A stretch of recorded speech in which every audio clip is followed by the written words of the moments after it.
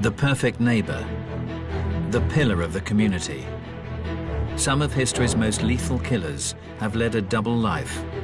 One part, Mr. Nice. He was there smiling on the cover. He was the poster boy. The other, homicidal maniac. I gotta kill her, I gotta kill her, I gotta kill her. Forensic psychologist Lou Schlesinger has spent decades delving into the minds of murderers. The notion of a serial sexual murderer lives in his mother's basement and, kills cats is just incorrect. Serving detective Jackie Sabir is an expert in the mechanics of crime. The killer has a good working knowledge of this building. Between them, they're dissecting a case that struck fear through a community. That specter, that ghost, that man without a face, it was all back. The anger in his eyes, that was the one thing that stuck with me for years and years. And investigating if its perpetrator was born to join this most elusive breed of killer. I just knew in that moment I was gonna die.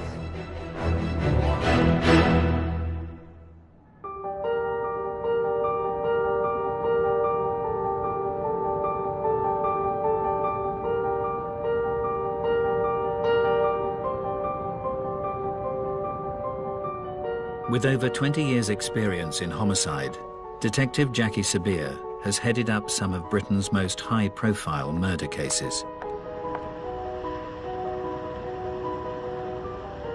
She's in the suburbs of Buffalo, the unlikely site of a crime that sent shockwaves through western New York.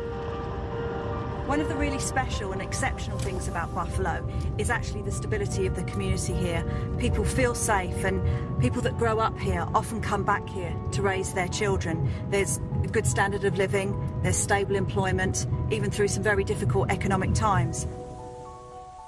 And nowhere is this sense of tranquility more apparent than in the idyllic neighborhood of Amherst. Amherst has been voted one of the safest communities in America. It's a picturesque community, a community of affluence. It's where most families aspire to move or live in. Just a very nice place to live and to raise kids. Each year, the beautiful setting also attracts over 30,000 students. It's home to one of the largest universities in New York State, University of Buffalo. As most campuses do, it has a jogging or biking trail fixed to it. It runs along Elka Creek, and it's a beautiful paved trail that you can run, bike, rollerblade. During the fall of 1990, second-year communications student Linda Yalem had been making the most of the green open space.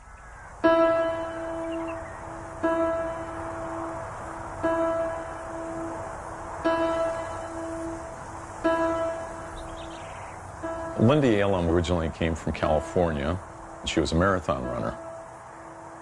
She was training for the New York City Marathon. She's near the end of her training. She's only 5 weeks away. On the 29th of September, the 22-year-old stuck to her fitness regime. Linda Yalem left her dorm room that morning about 9:30 or so. It was a nice sunny day. She had a Walkman.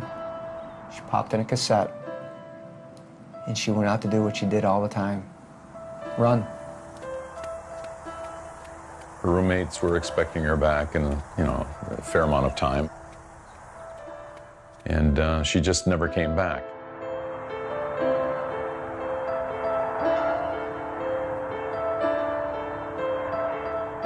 An extensive search was launched along the bike path where Linda was known to have been running.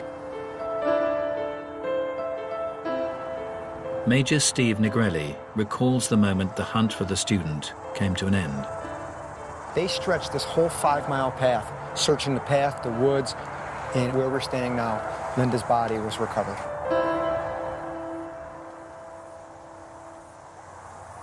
She was shrouded with her sweatshirt covering her torso. Underneath the sweatshirt, her brassiere and t-shirt was lifted up, exposing her breast. Her pants were pulled down off of her one leg. Was there any signs of defensive injuries? She had numerous injuries upon her face, in her body, abrasions and bruises that indicated that she did try to fight her assailant. Despite her efforts, Linda's assailant cruelly controlled her. The assailant put duct tape over both her nose and her mouth. She was unable to gasp any air. In fact, she was sucking so hard that the duct tape was actually indented into her mouth. As the perpetrator raped his victim, he inflicted further torment through the use of a handled garrote. Why would someone use a garrote in that sort of case? What do you think he was doing with Linda? The garrote, by its very nature, where you can render someone unconscious just with a couple of twists, is a control mechanism. And what he did is he did a double loop. So if I could demonstrate, he just went over and back. And just by one hand, because now he had both broomsticks in his hand, he's able to tighten the garrote and bring his victims in and out of consciousness. They left signature garrote marks, ligature marks across her neck. You're very close to your victim. You're going to be looking in their eyes, aren't you? You're going to be able to see what you're doing to them, aren't you? That's correct. Forensic psychologist Lou Schlesinger has analyzed the minds of some of history's most twisted serial killers. For him, the torturous technique carried out on Linda Yalem raises huge concerns. When you use a ligature or manual strangulation to kill someone, that tells me it's personal, because it's an inefficient way to kill somebody. It takes a long time. They could fight their way out of it. So when you kill with strangulation, that is almost always a sexual element involved, because you're seeing the victim suffer. And strangulation has been the sordid choice for a class of killer who only get their kicks out of this sadistic MO. During the 1980s, Virginia's South Side Strangler, Timothy Spencer, created tourniquets from belongings found in his victims' homes. He had 2 socks wrapped around her neck and a 16-inch vacuum cleaner extension twisted in the ligature. Tampa Bay murderer Bobby Joe Long would bring his own ligature to the scene of the crime. Just left the ligature right on the victim. Why did he do it? Because for some reason that was arousing to him to see the victim lying there with the ligature just hanging off her. Right in here's where I killed her. This class of killer is perhaps topped by America's most prolific serial murderer. You think you put like five of them in there. Gary Ridgway was the archetypal guy next door, but in his hidden life, he strangled dozens of prostitutes. When I got through having a climax with her, I jumped on her. How much are you pulling on her neck? I'm pulling really hard on her neck. How? Just like this. What are you saying to her? Don't fight, and I'll let you go. No, Ridgway was never going to let him go. He got him in the strangulation hold, and he basically said to them, if you relax and just let me go through my little sexual thing, I'm going to let you go. And when she relaxed, he then strangled her and killed her. I'm feeling, I gotta kill her, I gotta kill her, I gotta kill her. They want to get close and touch the person as she's dying. This is what's stimulating for all of these individuals, like Gary Ridgway and Long, and so many of them who kill with that method.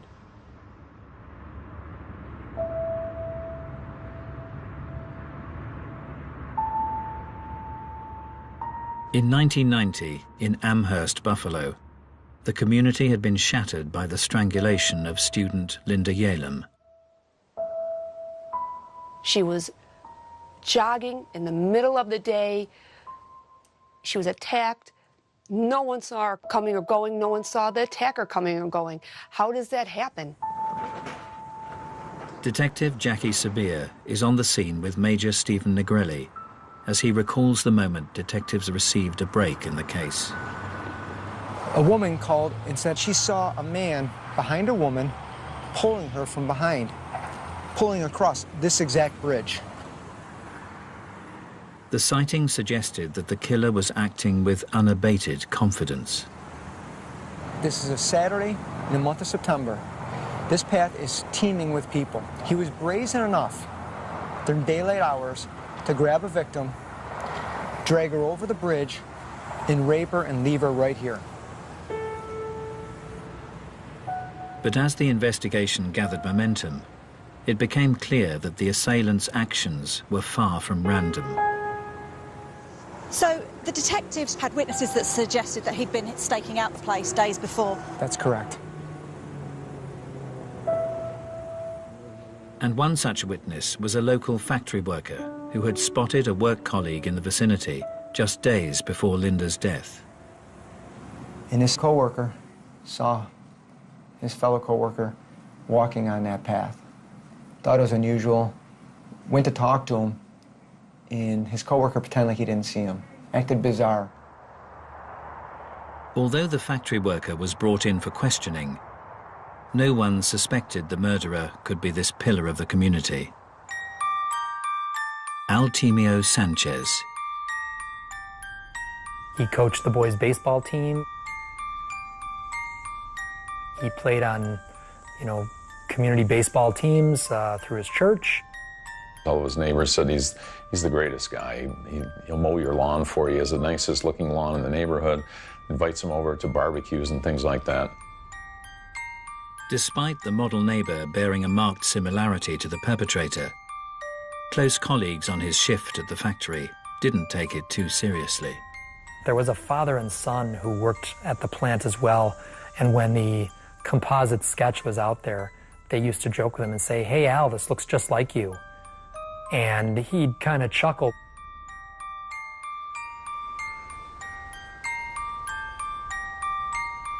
The residents of Buffalo couldn't imagine that the perfect husband and all-round good guy was concealing a double life.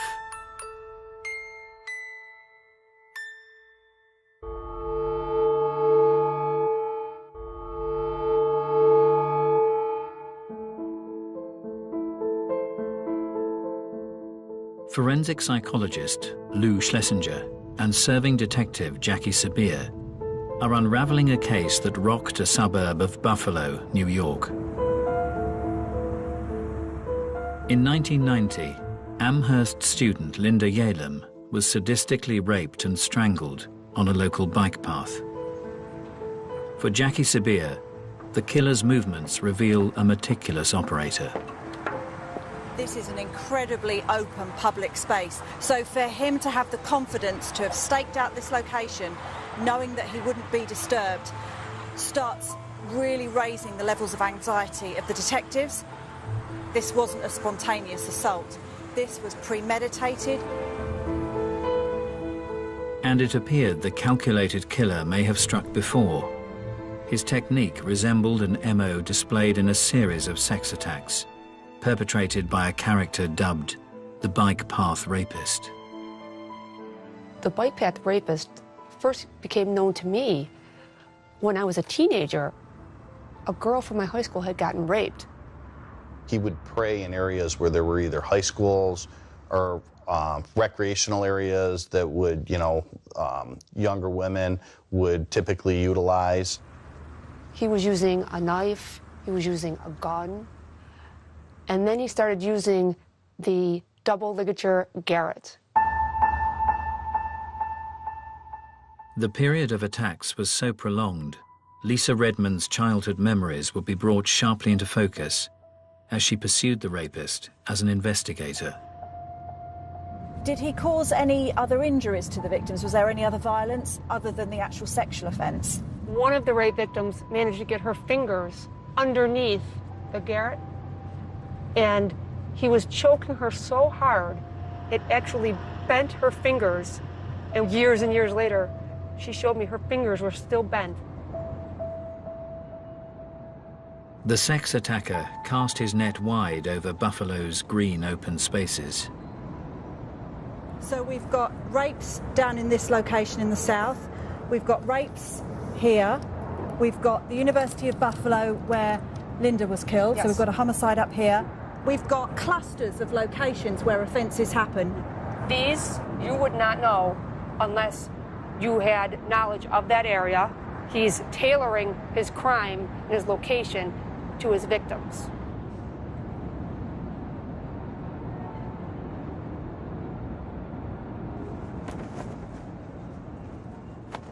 In 1986, 17-year-old Hamburg schoolgirl Susie Coggins would experience the terrible wrath of the rapist firsthand. I was walking to a 9 o'clock class. That day I was running late, so I had to cut through all the bike paths to get to school so I wouldn't be late. I heard someone running through the woods. I turned over my shoulder to look, and I saw this guy. I saw the rope in his hand, and I thought, he must be running his dog or something. But the perpetrator wrapped the rope round Susie's neck, lifting her off the ground. When I went up in the air, I couldn't breathe. Everything stopped in that time, in that moment. And then he started dragging me back into the woods. And the anger in his eyes, that was the one thing that stuck with me for years and years, those eyes, the way he looked. Once in a secluded spot, the rapist broke his silence. He just asked me how old I was and if I had ever had sex before. I just kept thinking about my family. I'm sorry, I just kept thinking, I'll never see my family again. I'll never see my friends again. I just knew in that moment I was going to die. Susie was then subjected to a prolonged rape. When he was finished, and I'm like, well, what happens next? And he says, nothing. I felt like there was some guilt in his voice. And yeah, his energy changed completely from the beginning of it till the end of it.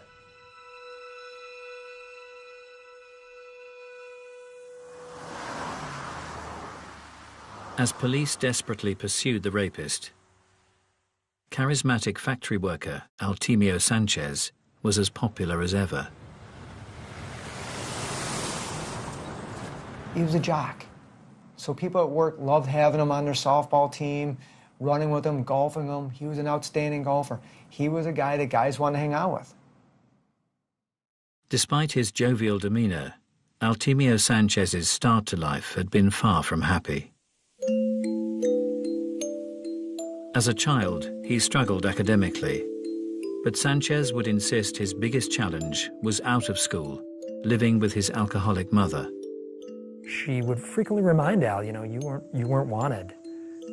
She openly told him during his life, when she was pregnant with him, that she actually bought kind of a concoction of drugs that would induce an abortion and use those drugs during her pregnancy. The unwanted child had been born into a turbulent home in 1958 in Puerto Rico. He was one of 4 children. There was family tension between mom and dad, and I believe dad left when he was very young. I think he was 2 years old when dad left.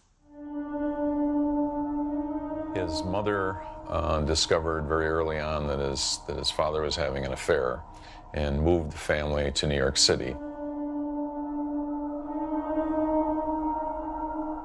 However, life in the big city didn't offer a fresh start for the Sanchez family. He had spent a lot of time with his mother living with different men. He one time lived in the back of a car. She allowed various men into her life. He alleges that those men abused him physically and emotionally during that time period. Sanchez stated he also repeatedly saw his alcoholic mother being abused by her violent partner.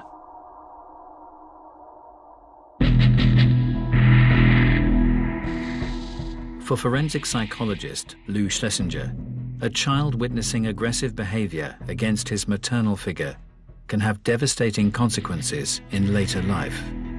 The main effect that has is it desensitizes the child to violence. He sees an aggressive boyfriend, an aggressive father figure who treats women like this, and he identifies with the aggressive person rather than identifying with the victim. Many of history's most despicable killers have developed a dysfunctional view of their mothers in their formative years. As a child, the Yorkshire Ripper, Peter Sutcliffe, regularly saw his father humiliating his mother, Kathleen. One time, John Sutcliffe spotted Kathleen talking to two men in a pub. That's all, talking. And he slapped her straight across the face. So here we have his father saying, you know, this is what you do to be a man. And, you know, Peter was very much saw women as either Madonnas or whores. You're basically using your parents as a role model. And if that's what your role model is doing, it stands to reason you're going to do very similar sorts of things.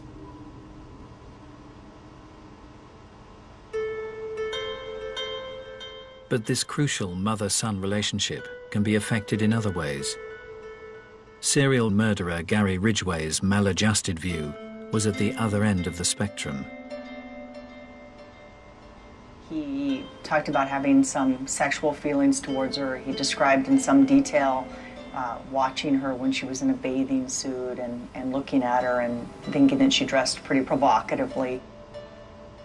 During one bath, her robe fell open and she was naked underneath, and he felt aroused. Gary Ridgway is an individual whose mother was very sexually provocative in an overt sense. There's nothing more devastating psychologically for a boy to see that type of behavior in his mother. It usually doesn't end well at all.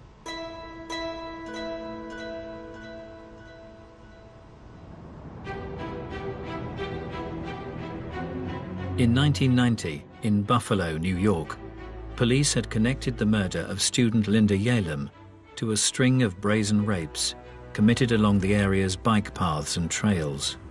What made this so bizarre is these were broad daylight attacks. But then, for the next 2 years, the brutal crimes ceased. Poof. He vanishes off the radar.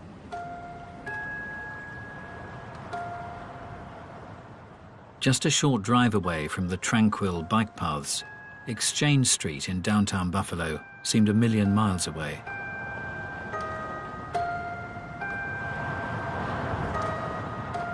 The red light district was worked by a prostitute, Majane Mazer. Majane Mazer was turning tricks. Sometimes she would stand on corners. A lot of times she would give her number to people and they would call her. But on an October night, the vulnerable 32-year-old was picked up by the wrong man. A John called her. She went out to the curb, got in his car, took off. She was never seen again.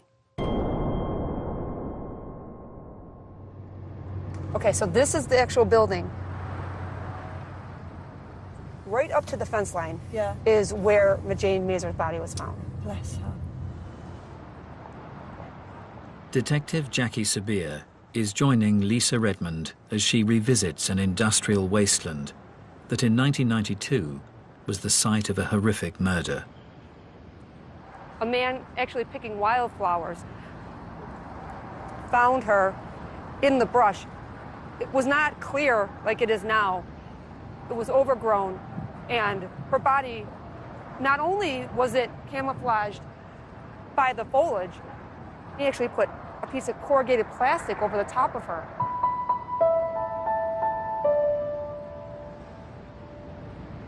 When her body was discovered, what condition was her body in? She was lying prone. There was a plastic bag right around her head at the neck, and then another garbage bag pulled over the top. On closer examination, Majane's cause of death was undeniable. There was evidence of ligature strangulation on Majane. She had the double ligature marks on her neck, but due to the circumstances that she was a prostitute, that she was covered the way she was, the investigators at the time did not put two and two together that she was a victim of the bike path rapist. Did the detectives form an impression of who could have done this, though? What type of person would have done this? They thought that it would be someone that she knew or was familiar with because of the way the person had painstakingly taken the time to try to hide the body. As police chased up leads, they were unaware that one of Majane Meza's regular clients was a local family man leading a double life, Altemio Sanchez.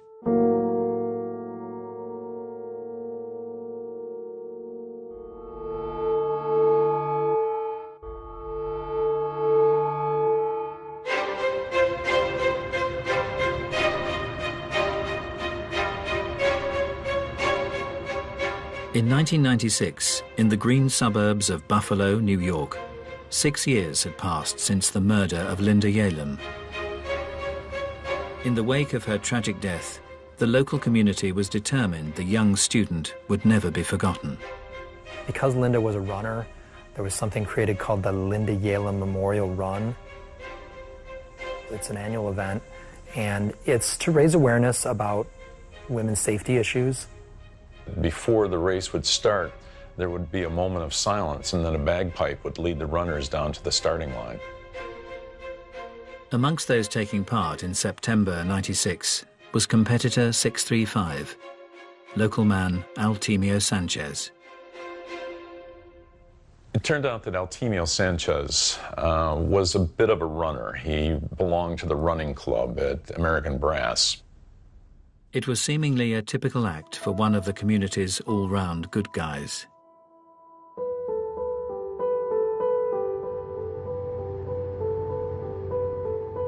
Detective Jackie Sabir has come to Cheektowaga, the neighborhood in which Altemio Sanchez set up home with his college sweetheart 10 years previously.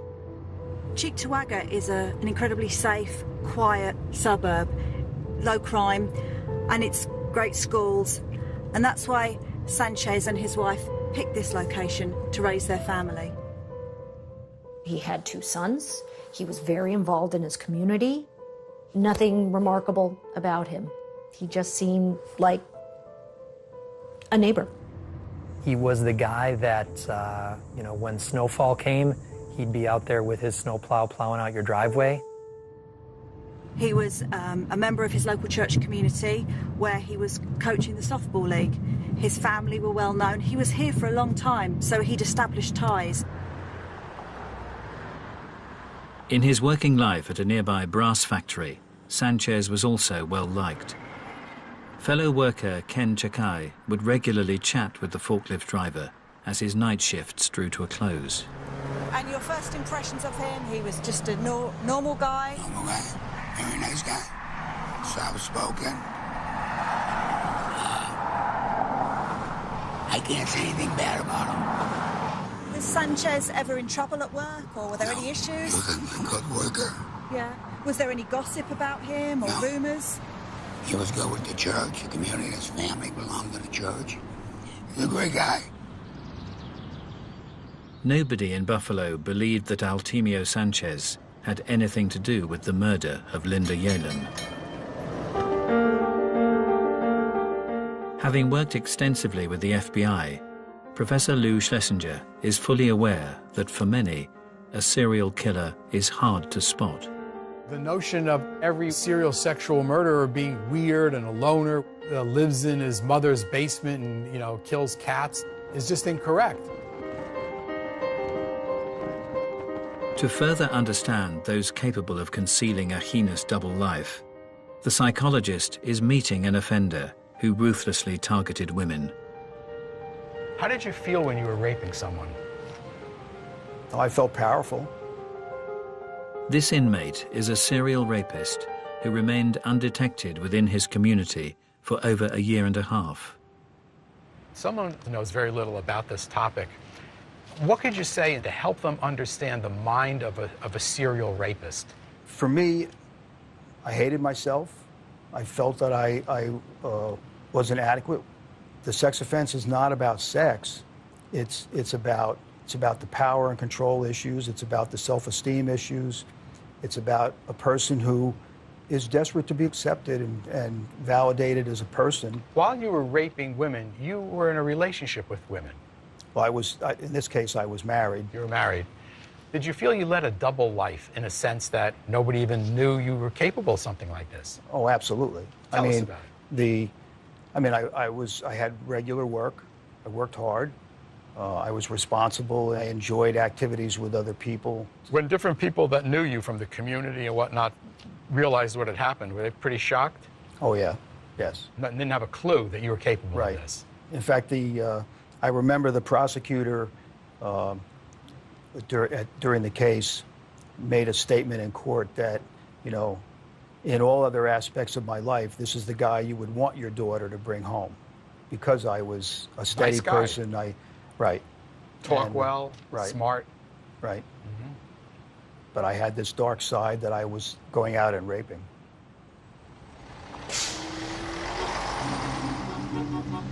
In his work as a profiler, Professor Lou Schlesinger has also experienced this chameleon-like ability in a class of killer that remained invisible to all around them. There's a large group of serial sexual murderers who have families and are married and work and have friends and acquaintances. She got sick, got her a glass of water, comforted her a little bit, and then went ahead and tied her up, and then put the bag over her head and strangled her. Over a 30-year period in Kansas, Dennis Rader murdered 10 people.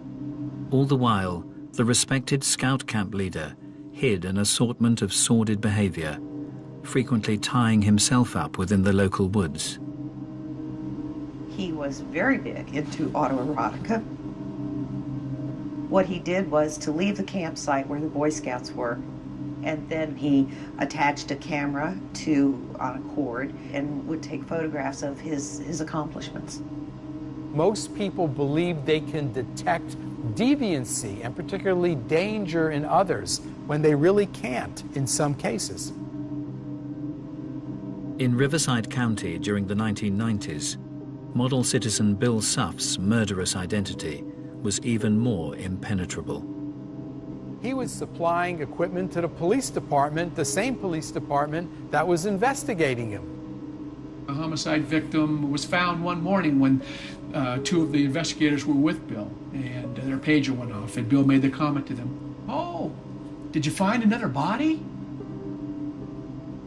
If a person interacts with you and makes jokes and seems like a normal guy, why would you possibly suspect that he's capable of such extreme deviancy?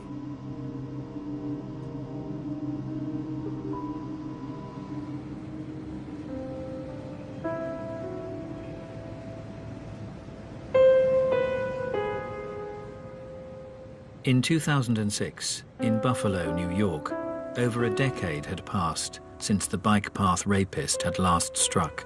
As time went on and there were no more attacks, I really believe that the community became less guarded. They believed that maybe he left the area, was in prison, or possibly dead. Collectively, the community still had it in the back of our minds. That's where we pushed it, because everyone wanted to believe deep down that we were safe. On the 16th anniversary of Linda Yalem's murder, respected neighbor and loving husband Altemio Sanchez had been out with his wife at an office reunion. He was photographed at a downtown bar at a party with a drink in his hand, with his wife, with his arm around his wife. But amidst the celebrations, no one could have guessed how Altemio Sanchez had spent the day.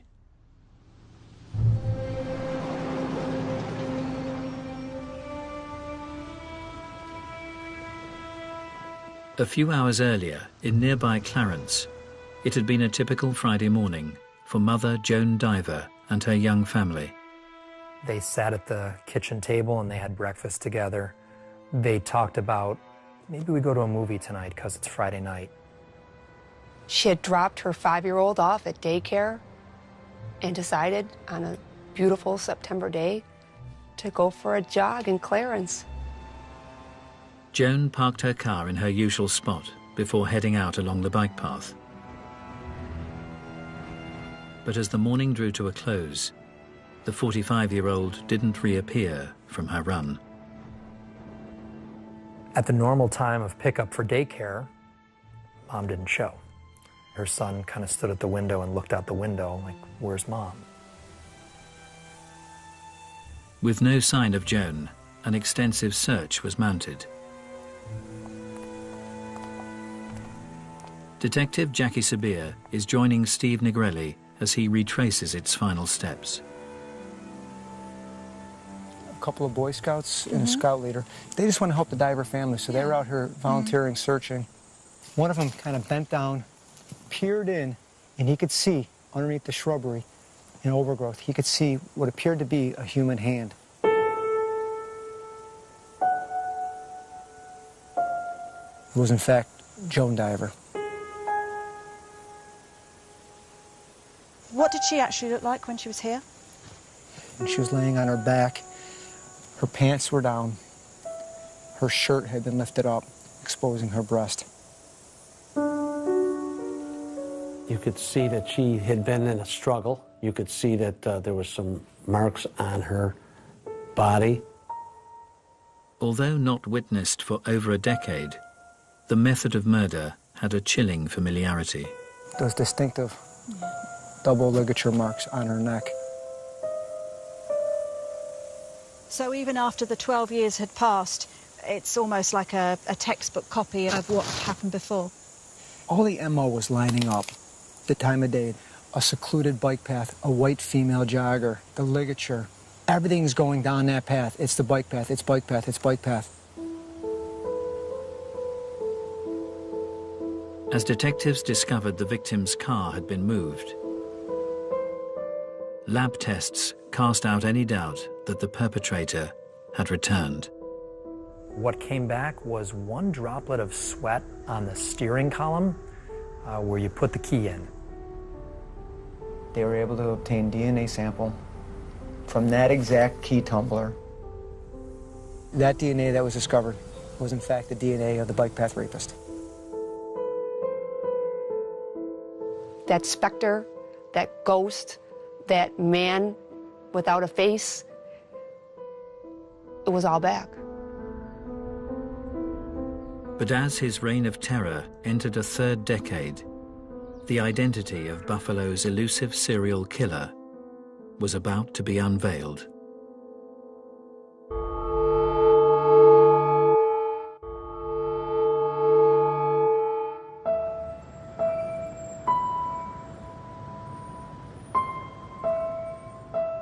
In September 2006, in Buffalo, the murder of jogger Joan Diver had marked the return of the bike path rapist after more than a decade's absence.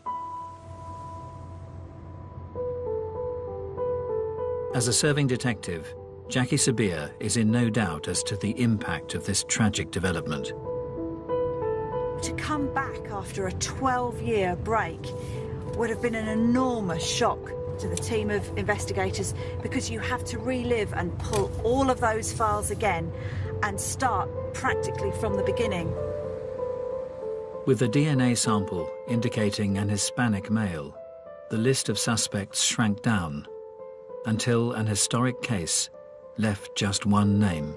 There had been a rape, and the woman had seen the rapist a few days later at the mall, followed him out and got his license plate. As the owner of the vehicle had a cast-iron alibi, the lead had drawn a blank. But years later, as police recontacted him, the owner admitted a relation had borrowed the vehicle. We said, who was driving your car that night? And that's when the first time we heard this name, and he said it was my nephew. His nephew's name has popped up a couple times previous in this investigation. He said it was Elcimio Sanchez.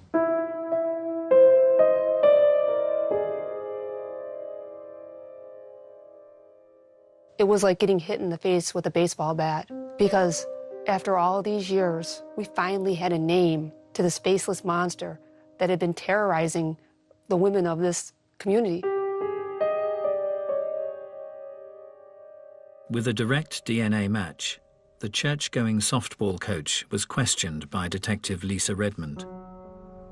At first, he didn't believe I was a police detective. It made me show him my badge. His attacks were about controlling women He couldn't control her. She was in charge. It unnerved him. At one point, he said, "I think you're something else." And I noted that he said something, not someone. He referred to me as something. As news of the arrest spread, local residents struggled to comprehend the identity of the unmasked killer. Neighbors going on TV saying that we had the wrong guy, that we were wrong. Altimio Sanchez's wife, I really don't think that she had any idea what was going on. In the morning, he commits a murder. At night, he's with a work party with her. And while she's pregnant with one of their children, he's out raping, or he's patronizing prostitutes. I don't think she saw any of this madness, that dark side of him at all. The factory night shift workers' colleagues were left equally mystified. When the news came that the bike path rapist was arrested, the one gentleman I interviewed said, "That's great, he's off the streets, finally." And then they said, "You know, it's Al Sanchez." And he swore and said, "Why are you picking on Al? It couldn't be Al." But those who had experienced the dark side of Altimio Sanchez were in no doubt that police had got the right man.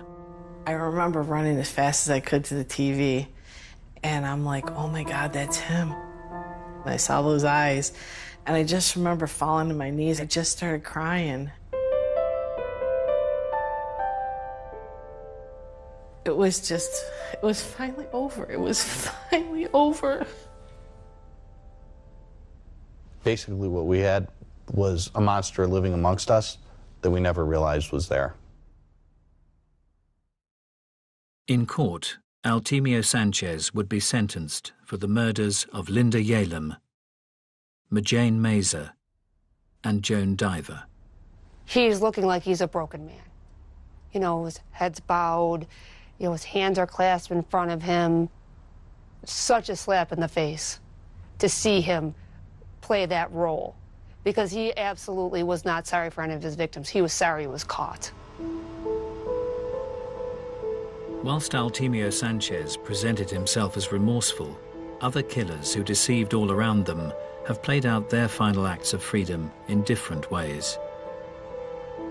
Gary Ridgway quietly faced his victims. How do you plead to the charge of aggravated murder in the first degree, as charged in count 5? Guilty. Dennis Rader reveled in detailing his heinous crimes. I got on top of her and then strangled her with a belt at that time. But to fully appreciate these cold-blooded killers, Professor Lou Schlesinger believes you have to look to the past. If you want to understand an offender, don't go by how he appears in court. Take a look at what he did. What he did tells you what the offender is really like. And Altimio Sanchez's brutal history undoubtedly bears the hallmarks of this most dangerous class of killer. The guy next door who was simply invisible.